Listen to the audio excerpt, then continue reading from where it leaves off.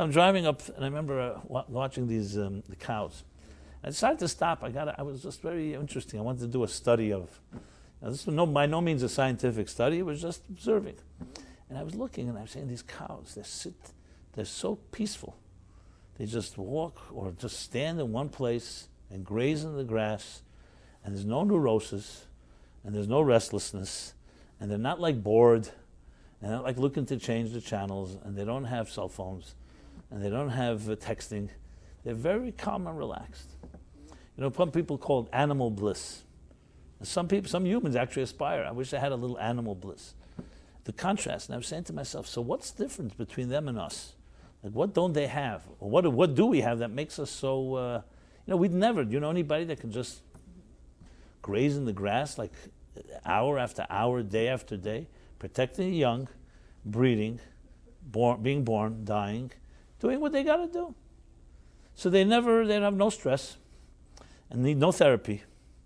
It's quite, if you're in a stressful state or an anxious state, it's a pretty envious situation to be in a place like that. Obviously, as I said, most human beings couldn't handle that. And I thought about it, and I said, the things that one of the great rabbis or great mystics writes, a very interesting statement. He says, animals have never seen heaven. What does that mean? Of course, an animal can look up to heaven technically, but animals walk on all fours.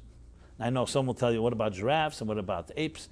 Yeah, but generally speaking, animals walk on all fours. Physiological, they're structured to look down, which makes sense. Why? Because that's where their sustenance is, either the grass or the creatures or whatever it is that they consume.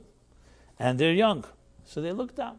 So they don't have the concept of looking up to the stars as we do. And actually a beautiful verse by one of the prophets, he says, Suma, raise your eyes to heaven and see who created it all. We humans have that element of curiosity.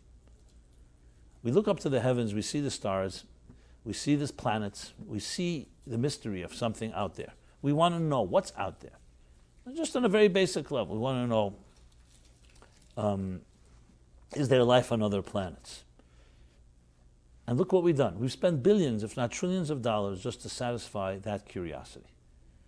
All the byproducts and the derivatives that were discovered through NASA, they needed to find that way, Velcro.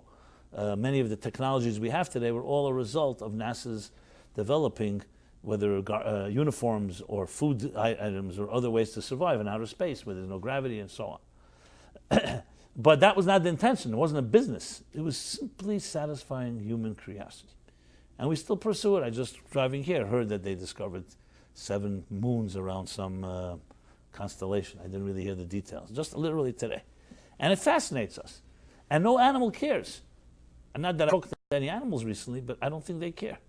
And that's why the same habitats that they lived 500 years ago, 1,000 years. We're constantly looking to improve our lives. We want a better home, a better cell phone, a better television, a better this, a better that, a better car. Because we have a certain element to us that nature does not have, and that is the aspiration for something more. Now, whether you want to call it the soul, I call it the soul, but if you don't like the word soul, it's too religious for you, don't use the word soul.